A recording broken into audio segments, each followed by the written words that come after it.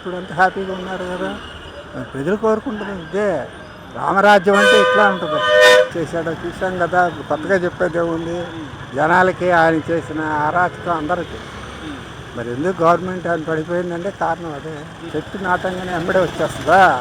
Takes 2 years, at least 2 years, then get the fruits.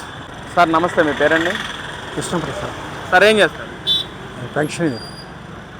Sir మరి ఏంటి sir, కూటమి ప్రభుత్వం వచ్చి 2 సంవత్సరాలు అవుతుంది, అసలు ఎలా ఉంది సార్ పరిపాలన ఏంటి ఓవరాల్గా? బాగుందండి, పరిపాలన బాగుంది, అభివృద్ధి బాగుంది. చంద్రబాబు నాయుడు ప్లానింగ్ అంతా కరెక్ట్గా ఉంది. అంటే ఏ పరంగా బాగుంది సార్? ఏ పరంగా బాగుంది అంటారు? అన్ని రంగాల్లో బాగానే ఉంది, అన్ని రకాల యాక్టివ్ స్టెప్ ఉంది. ప్రజలు కూడా కోరుకుంటుంది ఇదే. లోకేష్ నాయకత్వం కూడా చాలా అద్భుతంగా ఉంది. పవన్ కళ్యాణ్ ఆయన స్పోర్టివ్నెస్ అంతా ఓకే. సార్ మరి డెవలప్మెంట్ చేసామంటున్నారు, కంపెనీస్ తీసుకొచ్చామంటున్నారు, మరి పక్కన కూటమి ప్రభుత్వ నాయకులు నిజంగానే వస్తున్నాయా సార్ లేకేంటి? అంటే చెట్టు నాటంగానే వెంబడే వచ్చేస్తుందా. Takes 2 years, at least 2 years, then get the fruits. అది మరి గతంలో ఏంటి సార్, మరి మా వాళ్ళే వచ్చిన కంపెనీస్, వచ్చిన కంపెనీస్ మొత్తం మా వాళ్ళే వచ్చినాయని చెప్పి గత ప్రభుత్వం జగన్మోహన్ రెడ్డి గారు మాట్లాడుతున్నారు. మరి ఆ మాటలకి అర్థం లేదు. దాని గురించి మాట్లాడితే వేస్ట్. ఎందుకని అంటారు సార్? గతంలో 150 సీట్లు చూసాం కదా, ఆయన పరిపాలనలో ఏమాత్రం చేశాడో చూసాం కదా, కొత్తగా చెప్పేదే ఉంది. జనాలకి ఆయన చేసిన అరాచకం అందరికీ. మరి ఎందుకు గవర్నమెంట్ ఆయన పడిపోయిందంటే కారణం అదే. అంతే అంటారు? అంతే. దాని గురించి వేరే స్పెసిఫిక్గా చెప్పాల్సిన అవసరం లేదు. ఏం డెవలప్మెంట్ చేశాడు, ఏ ఇండస్ట్రీస్ ఇచ్చాడు, ఎక్కడున్నాయి, అన్నీ నాశనం, ఎక్కడ పడితే అక్కడ నాశనం. అదేంటి సార్, పథకాలు మొత్తం టైం టు టైం ఇచ్చాము, మాట తప్పకుండా మాట చెప్తాను చేసిన నాయకుడు జగన్మోహన్ రెడ్డి అంటున్నారు సార్. మరి మీరేంటి విరుద్ధంగా మాట్లాడుతున్నారేంటి? ఏం పథకాలు ఇచ్చారండి, ఏం పథకాలు ఇచ్చాడు? ఆ పెన్షన్స్కి, ఆ పెన్షన్ వాళ్ళు కొంతమందికి ఇస్తే మొత్తం అన్ని రంగాల్లో అభివృద్ధి చూపించాలి. కానీ ఏదో ఒకటి ఇచ్చానంటాడు. వచ్చిన తర్వాత ఏం చేశాడు, అన్న క్యాంటీన్లు మూసేశాడు. అన్న క్యాంటీన్ వల్ల ఎంతమంది బతుకుతున్నారు పేదలు, వాళ్ళకి తిండి లేక అల్లమటించిపోయారు. మరి ఇప్పుడు అంతా హ్యాపీగా ఉన్నారు కదా. ప్రజలు కోరుకుంటున్నారు ఇదే. రామరాజ్యం అంటే ఇట్లా ఉంటుంది. అన్నా క్యాంటీన్ మరి వాళ్ళు పెట్టకపోగా మళ్ళీ దాన్ని కూడా వ్యంగ్యంగా మాట్లాడటం, ముష్టి 5 రూపాయలు పెట్టి ఎందుకింత వ్యంగ్యంగా మాట్లాడుతున్నారని దుర్మార్గపు ఆలోచనలు ఉంటే అట్టా మాట్లాడతారు. దాని గురించి చెప్పేది ఏముంది. చెడు ఆలోచనలు ఉన్నవాడు చెడుగా మాట్లాడతారు. మంచిగా ఆలోచించి డెవలప్మెంట్ గురించి ఆలోచించాలి. ఇప్పుడు మనకి తమిళనాడు చాలా తేడా ఉందండి. తమిళనాడు స్టేట్ డెవలప్మెంట్ చూస్తాడు, వ్యక్తిగత డెవలప్మెంట్ చూడరు. స్టేట్ డెవలప్మెంట్ చూస్తారు, వ్యక్తిగత రాజకీయాలు లేరు. ఆ విధంగా రావాలి ఇక్కడ. అంతేగాని ఇదేంటి, రాష్ట్రాన్ని అధోగతి పాలు చేసే ఇదేంటి, వాళ్ళకి పెట్టుబడులు రానికుండా వాళ్ళకి లెటర్లు రాయటం ఏంటి, ఇది ఎంత దుర్మార్గం, కరెక్ట్ కాదు కదా. ఆ చంద్రబాబు ఎంతో విజన్ ఉండబట్టే నడిపించుకొస్తున్నాడు. మామూడు అయితే తట్టుకోలేడు. మరి ఈ రోజున చంద్రబాబు లాంటి విజన్ నాయకుడే ప్రజల దగ్గర నుంచి బాదుడే అనే కార్యక్రమంతో ఆయిల్ రేట్లు పెంచేశాడు, కరెంట్ ఛార్జీలు పెంచేశాడు, సామాన్యులు అసలు బ్రతకలేకపోతున్నారు ఈ ప్రభుత్వం అంటున్నారు సార్. మరి ఏంటి పెంచడం అంటే ఏం లేదండి. ఏదైనా ఇన్ఫ్లేషన్ వస్తుంటే ఆటోమేటిక్గా రేట్లు పెరుగుతుంటాయి. అది సెంట్రల్ గవర్నమెంట్ కండిషన్లో ఉంటుంది. మనకి కంట్రోల్, వాళ్ళ కంట్రోల్, వీళ్ళు చేసేది ఏముండదు. వాళ్ళు ఇంటర్నేషనల్ మార్కెట్ బట్టి రేట్లు పెరుగుతుంటాయి. కొద్దిగా అప్పటికప్పుడు చాలా వరకు కంట్రోల్ చేస్తుంటారు. కొన్ని ఏమో వాళ్ళ చేతుల్లో ఉండవు. అంటే మరి ఈ రోజున అదే వైసీపీ నాయకులు ధర్నాలు కూడా చేస్తున్నారు సార్. ఈ రోజున ఆయిల్ రేట్లు పెంచేశారని చెప్పి వాళ్ళు చేస్తూ ఉంటారు. వెళ్ళి అన్నా క్యాంటీన్లో భోజనం చేస్తారు. అది వాళ్ళు చేస్తున్న పని చూస్తున్నాం. గాంధీ చౌక్ సెంటర్లో అక్కడికి వెళ్ళి అరుస్తూ ఉంటారు. ఇక్కడికి వచ్చి అన్నా క్యాంటీన్లో భోజనం చేస్తున్నారు. ఒక్కొక్క భోజనం 70 రూపాయలు గవర్నమెంట్ ఇస్తుంది. అంత ఫ్రీగా తినేస్తున్నారండి. మళ్ళీ అక్కడికి వెళ్ళి అరుస్తున్నారు. ఇది ఎంతవరకు న్యాయం సార్? మరి ఇదే ఆయిల్ రేట్ల గురించి మాట్లాడుకుంటే, మరి గతంలో కూడా వ్యాట్ కింద రోడ్ సెస్ కింద అని చెప్పి విసరవిలుగా పెంచిన పరిస్థితి మరి గతంలో. అప్పుడు మాట్లాడిన మనుషులు మరి ఈరోజు ఎందుకని ఈ విధంగా రోడ్ల మీద మాట్లాడతాను అనుకోవచ్చు. అదేమన్నా నోటికి అదుపే ఉంది, ఎట్లయినా మాట్లాడేస్తారు. ఇప్పుడు ఆ టైంలో లేడీస్కి ఉచిత బస్సులు ఇచ్చాడా? లేడీస్కి ఉచిత బస్సులు లేవు కదా ఆ టైంలో. మరి ఉచిత బస్సులు ఇచ్చి నడిపిస్తున్నాడు కదా. మరి ఇవన్నీ ఏంటి, ఎక్కడి నుంచి తీసుకొస్తున్నాడు అంటే పెట్టుబడులను ఆకర్షిస్తున్నాడు. దానివల్లే వస్తుంది. లేకపోతే పన్నులు వేసుకుంటూ పోతే ఇక జనాలు వైసీపీ హయాంలో గగ్గోలు పెట్టినట్టు. మరి రేపు జరగబోయే 29 ఎలక్షన్స్ ఎలా ఉంటాయి సార్? పక్కన వైసీపీ అనేది ధీమా వ్యక్తం చేస్తున్నారు, ప్రజలందరూ మా పక్షానే ఉన్నారు, కోరుకుంటున్నారు, మళ్ళీ కోరుకుంటున్నారు అని. వన్ సైడ్ ఫైట్ అంతే. ఎందుకని అంటారు సార్ వన్ సైడ్? ఎందుకంటే more than 90% peoples with Chandrababu. అంటే చంద్రబాబు అంటే అంత నమ్మకం ఏంటి సార్ అసలు మనుషులకు ఎందుకు అంత నమ్మకం? నాయకుడు అండి, మనమే కాదు మొత్తం వరల్డ్ మొత్తం ఆయన యొక్క విజన్ ప్రశంసిస్తున్నాయి. మరి 27 పోలవరం తయారైపోతుంది, అమరావతి తయారైపోతుంది, ఇవన్నీ అంత achievement. Is a model of Indian government. ఒక్క మాటలో is a model of Indian government. అంటే మరి గత ప్రభుత్వంలో అదే ఇరిగేషన్ డిపార్ట్మెంట్ మంత్రులు కూడా అసలు నాకేంటో కూడా తెలియదు అన్న మాట్లాడారు. మరి ఈ రోజు ఇరిగేషన్ మంత్రి ఎలా పనిచేస్తున్నారు సార్ అసలు? అసలు నిమ్మల రామనాయుడు సైకిల్ మీద తిరుగుతా కూడా చేస్తున్నాడు. అర్ధరాత్రి కూడా ప్రాజెక్ట్ దగ్గర నిలబడుతున్నాడు. మరి వాళ్ళు వచ్చేవాళ్ళ అంబటి రామరావుకి ఏం తెలుసు, ఏం తెలియదు. ఆడి పోలవరం అదే అది ఎక్కడున్నట్టు.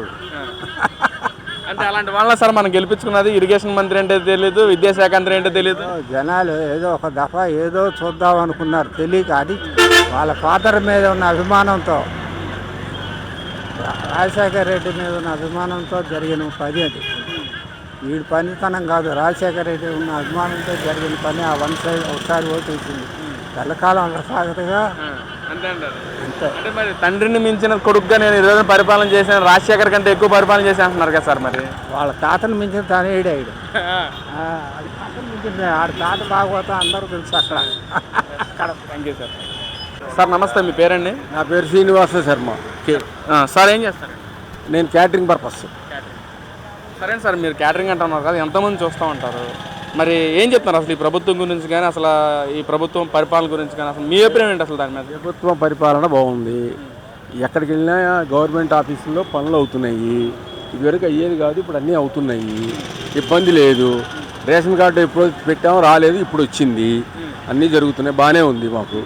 అంటే డెవలప్మెంట్ ఎలా ఉంది అసలు? డెవలప్మెంట్ బ్రహ్మాండంగా ఉంది. అంటే ఏ పని అంటే ఆఫీసుల పరంగా కానీ, బ్యాంకుల పరంగా కానీ, ఏదైనా సరే నెంబర్ 1గా ఉంది. కంపెనీస్ తీసుకొస్తున్నారు ఈ ప్రభుత్వం అండి. కంపెనీస్ తీసుకొస్తున్నారా? కంపెనీ తీసుకొస్తాం. అంటే ఓ పక్కనేమో జగన్మోహన్ రెడ్డి గారి వల్లే వచ్చిన కంపెనీ, చంద్రబాబు చేసింది ఏమి లేదని దానిలో అంటున్నారు. అవన్నీ పుకార్లు, అవన్నీ ఏమి లేవు, బ్రహ్మాండంగా ఉంది. మా పిల్లలకు ఉద్యోగాలు వచ్చినాయి, అంతా బాగుంది. ఈ ప్రభుత్వంలోనే వచ్చింది మా అబ్బాయికి ఉద్యోగం. గతంలో పరిపాలన ఎలా ఉంది సార్ అసలు? ఎలా అంటే ఏముంది, తిరిగి ఆఫీసుల చుట్టూ తిరిగి తీసుకొచ్చేది అది. మరి ఈ రోజున అమరావతి గురించి మాట్లాడుకున్నాను అయితే, అమరావతి చంద్రబాబు జేబు సంస్థగా మారిపోయింది, అసలు డెవలప్మెంట్ ఏమి చేయట్లేదు అక్కడ అంటున్నారు. నేను చెప్పగలను, ఎందుకంటే అమరావతి మమ్మేని ఇచ్చాం. అమరావతిలో రోడ్లు బాగాలా, రోడ్లు పరమ దరిద్రంగా ఉన్నాయి. ఎవడు ఎంతమంది ఆఫీసర్లు మారినా, ఏ ప్రభుత్వం వచ్చినా రోడ్లు మటుకు పట్టించుకోవట్లా. మద్దూరు డౌన్ అనేది హార్ట్ ఆపరేషన్ చేయించుకునేవాడు చచ్చిపోతాడు నాకు తెలిసి. నేను హార్ట్ ఆపరేషన్ చేయించుకున్న మనిషిని, బైపాస్ నాకు. ఆ రోడ్లో వెళ్తే గుండెలు కదిలిపోతాయి నాకు. ఆ రోడ్లన్నీ దరిద్రంగా ఉన్నాయి. ఎవరు వచ్చినా, ఏ ప్రభుత్వం వచ్చినా పట్టించుకోవట్లా. అవి బాగు చేయించాలి, ఆ రోడ్లన్నీ బాగు చేయించాలి. అక్కడ చేయించాం ఇక్కడ చేయించాం అంటున్నారు, కానీ అవన్నీ కాదు. ముందు ఆ రోడ్డు అమరావతికి వెళ్ళే మెయిన్ రోడ్డు కానీ మద్దూరు డౌన్ దగ్గర నుంచి పరమ చండాలంగా ఉంది రోడ్డు, అది పోయి బాగు చేయించాలి. మరి కంపెనీస్ విషయాన్ని ఏమంటారు? అమరావతిలో కంపెనీస్ బాగున్నాయి, అన్నీ బాగున్నాయి, కానీ ఆ రోడ్లు పాలన మటుకు బాగాలేదు. 2029 కల్లా అమరావతి ఫుల్ఫిల్ చేస్తాను, జాతికి అంకితం వేస్తాను అని అంటున్నారు, కానీ ఆ తిరిగే రోడ్లు మటుకు దాని గురించి వాళ్ళు ఎవరో చెప్పట్లా. మన బస్సులటే పోవాలా, వెళ్ళనే మద్దూరు డౌన్ నుంచి పోవాలా. అటు నుంచి పోవాలంటే హార్ట్ ఆపరేషన్ చేయించుకున్నప్పుడు చచ్చిపోతాడు. కడుపుతో ఉన్నవాడు వెళ్ళినా సరే అక్కడ డెలివరీ అయిపోతుంది నాకు తెలిసి. అంత దరిద్రంగా ఉన్నాయి రోడ్లు. గతంలో రోడ్లు ఎప్పుడు వచ్చినా అంతే. ఎవడొచ్చినా, ఏ ప్రభుత్వం వచ్చినా దాన్ని ఎవరి మటుకు బాగు చేయలే, ఎట్లాగే ఉన్నాయి. అది సార్. మరి ఆయిల్ దొరకట్లేదు అని చెప్పి అంటున్నారు సార్, దేనివల్ల అంటారు? దీనివల్ల అంటే యుద్ధాలు ఏవో అన్నారు కదా, దానివల్ల ప్రాబ్లం ఉంది. ఇప్పుడు పర్లా బాగానే దొరుకుతుంది. అది రాష్ట్ర ప్రభుత్వం వల్ల, అంటే మా బాదురే అన్న కార్యక్రమంతో ప్రజల నుంచి వెచ్చలుగా దోచుకుంటున్నారు అని చెప్పి అంటున్నారు మరి గత పాలకులు. అన్ని ప్రభుత్వంలో పెట్రోల్ దొరుకుతోంది, కొద్దిగా గ్యాస్ కొరత మటుకు ఇంకా తగ్గల. గ్యాస్ బండల మటుకు దొరకట్లా, అది టైట్గానే ఉంది. మరి ప్రభుత్వం నుంచి వచ్చేదాని తేడానో, లేకపోతే ఇక్కడ ఏజెంట్లో, డిస్ట్రిబ్యూటర్లో, లేకపోతే వీళ్ళు అమ్ముకు తెగటం ఏదో చేస్తున్నారు బండలు. అది ఆ రేటు మటుకు తగ్గట్లా. అంటే ఈ రోజు వైసీపీ నాయకులు కూడా రోడ్ల మీద వచ్చి ధర్నాలు చేస్తున్నారు, ప్రజల దగ్గర నుంచి బాదురే కార్యక్రమం దోచుకుంటున్నారని చెప్పి వైసీపీ నాయకులు ధర్నా చేస్తున్నారు సార్. మరి గతంలో వైసీపీ ప్రభుత్వ హయాంలోనే వ్యాట్ కింద కానీ, రోడ్ సెస్ కింద కానీ రేట్లు పెంచిన పరిస్థితి. మరి అప్పుడు మాట్లాడిన మనుషులు మరి ఇప్పుడు ఎందుకు మాట్లాడుతున్నారు అనుకోవచ్చు? అప్పుడు మాట్లాడకుండా ఇప్పుడు మాట్లాడుతున్నామంటే, అప్పుడు ప్రభుత్వం ఏం చెప్పినా పట్టించుకునేవాళ్ళు కాదు. ఇప్పుడు ప్రభుత్వం ఏదైనా చెబితే నారా లోకేష్ కానీ, చంద్రబాబు నాయుడు కానీ అమ్మడే యాక్షన్ తీసుకుంటున్నారు. అందువల్ల మేము చెప్పగలుగుతున్నాం. నేనే కాదు, ఏ ప్రజలైనా అదే చెప్తారు. ఇప్పుడు ఏంటంటే, మనం ఫోన్ చేస్తే రెస్పాన్స్ ఉంటుంది ఎమ్మడే.